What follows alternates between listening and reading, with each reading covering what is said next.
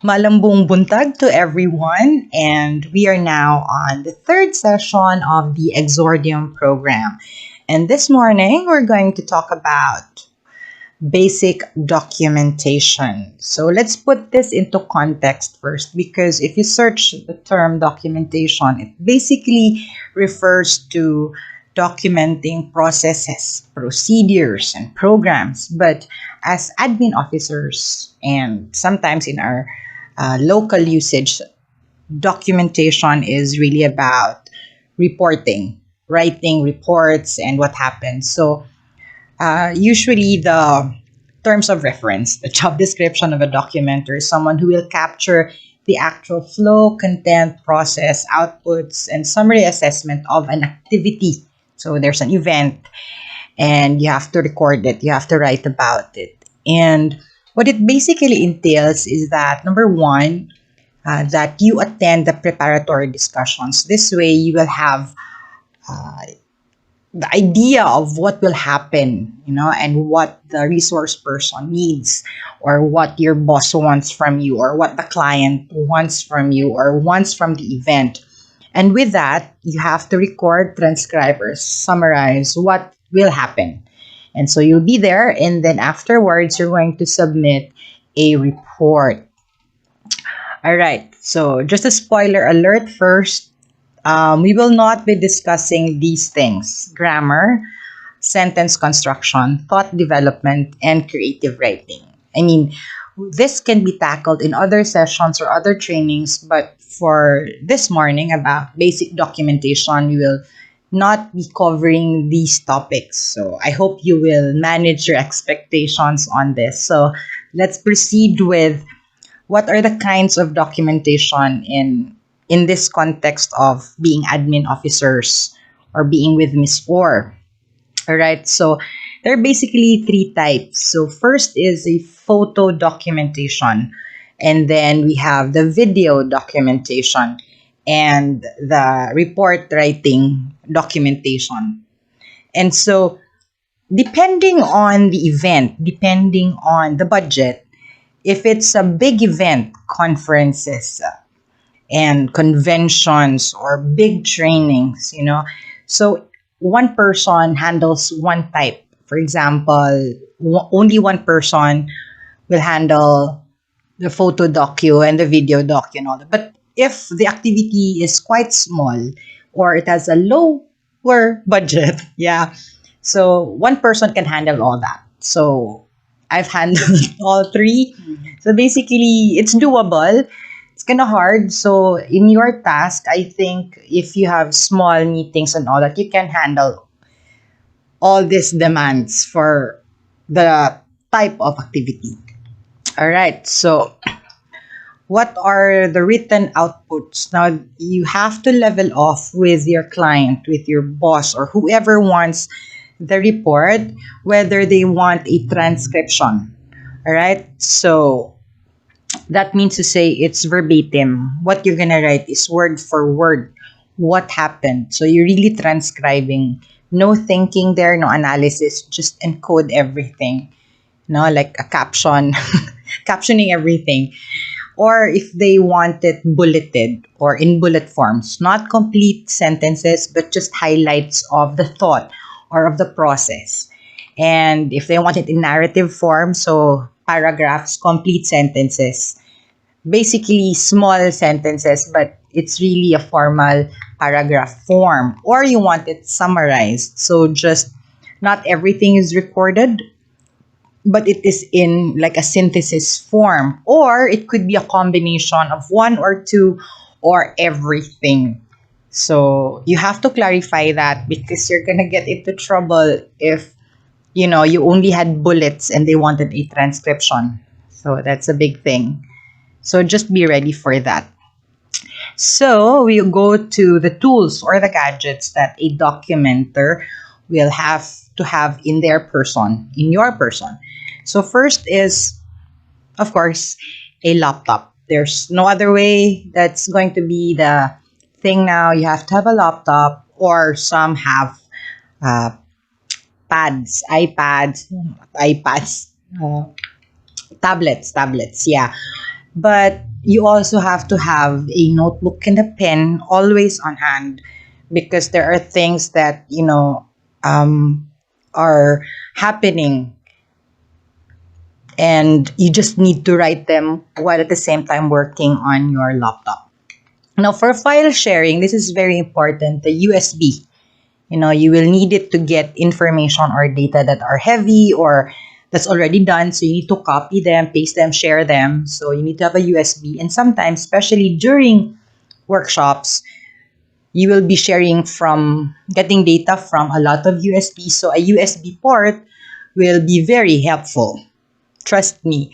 Just make sure that you have an antivirus in your laptop. Otherwise, you're going to go dead on that.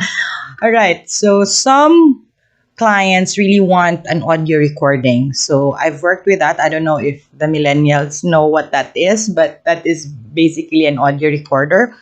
And some who want quality pictures for publication purposes or something like that, they want to use a DSLR. But if you have a good quality Android phone, it basically combines the all these things. And if you're very techy, it's very useful if you have all the tools with your inside your phone. Right? This goes without saying that you have to have their chargers, your batteries on hand, extension wires, and all that as attachment to all these gadgets. All right. So moving on, we go to um, what you need to prepare before the activity. Okay. So first is you have to understand the context or the rationale of the activity. What is it for? Why is it happening? Why do you need to call a meeting? Why is there a conference? So if you attend the preparatory meetings, then you will understand why. So you can respond better, you can capture better, you can get the gist or the essence of the event if you understand the context. So you have to read about it, what's going on, if it's a big event, a small event. So you get to have a handle on the language. Sometimes if you're like with the military, or if it involves management issues, so you need, or political issues, you need to understand the context of what is being done or in the activity, the rationale. All right. So with that, you have to get all the templates, all the forms, if they are design, the program, the flow, so that you'll be ready with them. If it's a workshop, so if you have a template already on hand, then you can just input it directly to the templates or the forms. All right. So if you have the program, design, flow, then you can follow how the events will unfold. Right? So you need to have them. If it's already there prepared, the organizer, coordinator, get it from him or her or them. With that, you also have to prepare your mindset of, again, taking into consideration the context or the rationale of what's happening. You need to prepare psychologically. Say, for example, if it is a highly sensitive thing like peace, you have to understand how it's going to unfold, because there are conflicts, there are injustices. So you need to take that in. Or, for example, if the event should be a happy event, then you also need to get all the right energies coming in to how you're going to capture the events as they unfold. All right. So with that is very important, appropriate attire. I need to put this in because usually for a documenter, minimum probably you'll be spending 2 hours there sitting or moving around or whatever it is. So you need to have the right attire. If it's outside or outdoors, you need to be dressed appropriately. You can't go overdressed there in the community writing and with your blazer. And then there's one experience I had where I didn't know it was an international event that I was documenting. So good thing I had my blazer on, but I was really underdressed. So I just stayed at the back the whole time. And the participants were in coat and tie, so I was very uncomfortable. At the same time, make sure that you can be mobile with where you are, so your attire should be appropriate to the venue, to the weather, and all that. So put this all together: the context, the templates, your mindset, and your physical preparation. Those are very important before the event happens. Now, during the event, you have to prepare the technical setup. So we've talked about the gadgets. Make sure that they're all set, they're fully charged, they're in the right places, including your coffee, where you put it, all that. Logistics. So aside from the gadget, it matters where you are located while you are documenting. Some clients prefer that you stay in front so you can have a picture of everyone, but there are also some events wherein you have to be invisible. I had a contract once where it was demanded that I really not distract the audience. So that means to say that I should be seated. There was a specification actually, like I had to be 6 meters away. So I had to adapt. How am I going to record from that distance? But it's really, it's really all about doing or adjusting, adapting to the situation. All right. So yeah. Also, your extension wires, that also really matters. Yeah. Also, I'd like to share, like, there was one time they demanded for a photo documenter, and because I didn't want the process to be disrupted or be the photographer to be distracting to the participants, so they really demanded that his camera have long lenses, things like that. So how are you going to position yourself in the venue? Next is physiological readiness. Physiological, it's a scientific term, but what I'm really trying to say here is you're ready to adapt. If the Manila paper falls, you have to be ready to put them back and go back to your seat. Or if the facilitator wants you to arrange this and that, so you have to be ready. That's why your attire matters and your mindset matters as to what's going to happen, because you may need to adjust and move accordingly depending on what will happen. So, for example, you're already seated there and then a VIP comes in, you have to give up your seat, something like that. So that basically changes your logistics, but you have to adjust. Yeah. And presence of mind. What is happening? What if there's a change in the program, and you kept on encoding and all that, and you're not aware, or you thought that this person was the one in the program, but actually it was a substitute or a representative, or that there's conflict going on, you need to be aware of the participants or the audience. Like, are they happy? Are they sleepy? Are they responding well to the resource person? Are they bored? Do they look bored? Or do they seem hungry or whatever? Their reactions matter, especially to the facilitator or to the resource person. So you need to be very aware of the things that are around you. Also, please note, this is when you're actually doing things, you have to have the complete names and designations of everyone in the attendance, but especially for the speakers or those who have parts in the program.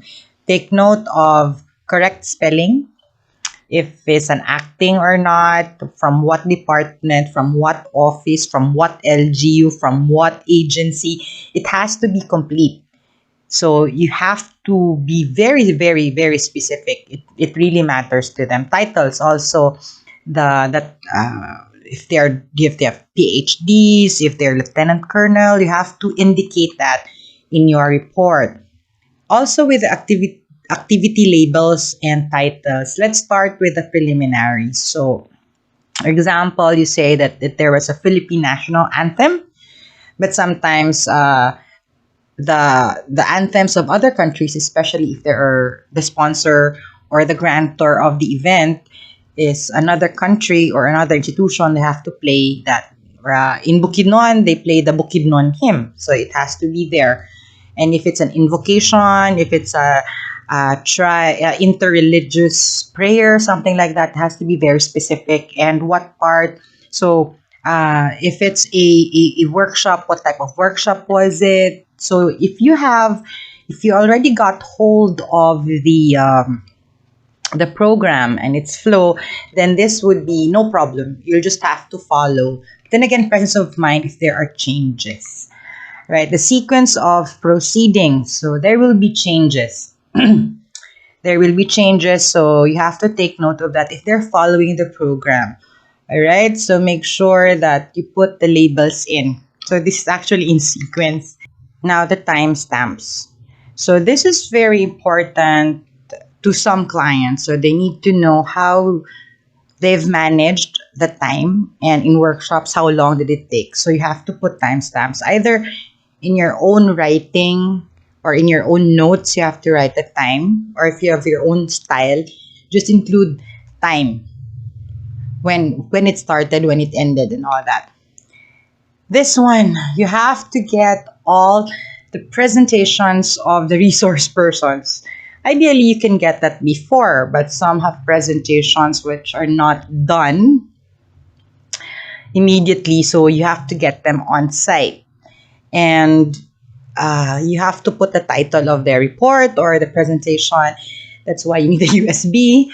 And also outputs of workshop, everything, every little thing that they did. Some clients want the actual, like, they don't want you to transfer the outputs, like have to have your own table. No, they want you to have the actual picture of the table or the manila paper of what was actually written. So that's very important. So as I've already said, you have to document everything, and it's preferably done in photos. So if they did, for example, the icebreaker, you have to take a picture. If this person spoke, you have to take a picture. Sometimes, even if there is a photo documenter, you have to have your own copy for your own reference. It will be very helpful if every part of the program you have a record. So in case you forget, you will be reminded through the photos. Now, after the event, you have to practice time management. Mind the deadline. All right. When does the client want it? There are other things that you need to do. So you need to manage and prioritize your activities so that you can make the report on time. Ensure accuracy and veracity. The whole point is when you do a documentation report, your opinion doesn't matter. All right? What matters is that you're able to write the facts. What happened? If it's an opinion of the resource person, that's fine because he actually or she actually said it, shared it. So you're only going to write or document what happened, and then their veracity, the truth of it. So there's proof. There's video, there's report, there's document, there's paper, and all that. For example, the workshops that the participant felt sad because they said that they felt, or they wrote it there. So it's very important that you write the facts. And as a rule, before in my previous job, I'm always told what is not written did not happen. So if you're not able to include it in the report, it is a disregard of a fact. So it does not make you effective. Basically, that's that. Last but not the least, no matter how good you are, if you're not able to submit the report on time, you're not good. No, what it means is finish the whole thing. You prepared for it, you did it, and then you submit it because that's part of what is expected of you as a documenter. Now, final tips, all right, is know your raison d'etre, meaning to say, why are you there? You have to understand, why do they need a documenter? Where is this report going? What do they need to capture? What do they need to record? What do they need to put as a message? So you have to know your raison d'etre, the raison d'etre of the event, so that you have a grasp of what you need to do and how you're going to share it. You have to also be very observant of what's happening. The human dynamics is very volatile. You have to observe how people are doing. You have to observe their gestures, their facial expressions, their movements. So it kind of helps, especially if it's a training. You're being asked that politically. That's a hot issue now. So if there's an event that you need to document, you need to know how the people in the venue, the people in the activity are responding to it, right? And you need to listen. You need to listen even if you don't like the speaker or his or her message. You need to listen even if you don't agree with the opinions. You need to listen with your heart. You need to have an open mind and an open perspective to really learn. But you will not learn unless you will listen. So listen without bias, just as it unfolds. Don't put color into it. That's when opinions come in. So again, we're not here to get your opinion, but you're there so that you can record the facts and then listen to understand. So if this person is saying this, or if this participant is saying that, you have to understand. Dili lang siya labay. You need to understand. It's only then that you will appreciate being a documenter, because you will grow both professionally and personally once you understand processes. And then, of course, you need to write it. The whole gamut of the technical writing is a different session. We are having an overview of basic documentation. Bottom line, write about it.